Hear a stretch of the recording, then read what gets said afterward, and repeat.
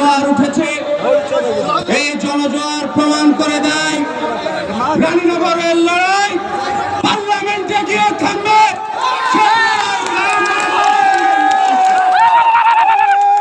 বন্ধুগণ, মনে রাখবেন, মুর্শিদাবাদের রানীনগর যে লড়াইটা শুরু করেছিল, আজ সারা মুর্শিদাবাদ জেলায় ভাইজান আর দাদা অদিত চৌধুরী এক হয়েছে।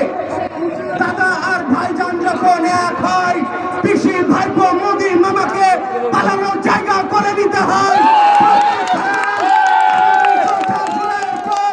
আপনারা পালানোর জায়গা খুঁজে নেবেন।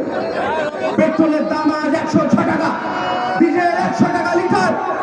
এই পেট্রোলের দাম যখন বামফ্রন্ট সরকার পশ্চিমবঙ্গে ছিল 50 টাকা লিটার পেট্রোল ছিল।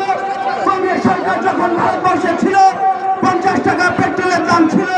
পেট্রোলের দাম আবারও 50 টাকা হবে, তবে পেট্রোলের দাম 50 টাকা করবে বাম কংগ্রেস মিলিত সরকার আর নেতৃত্ব দেবে মোহাম্মদ শামীম। আমরা বর্ডার এলাকার লোক, আমরা চোরাচালানকারী, আমরা গরু পাচারকারী, আমরা চোরাচালানকারী নই, আমরা গরু পাচারকারী নই। পরিকল্পিত ভাবে আমাদেরকে চোরাচালানকারী গরু পাচারকারী করে রেখেছিলেন।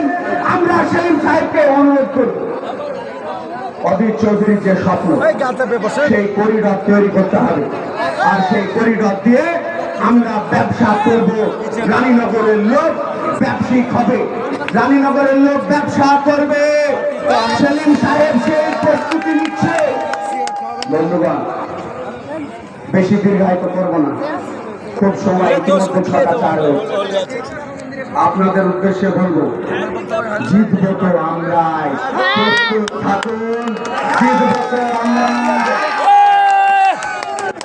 প্রতিযোগিতা চলছে, শুধু কোন ব্লক ফার্স্ট হয়, ফার্স্ট আমরাই হবো।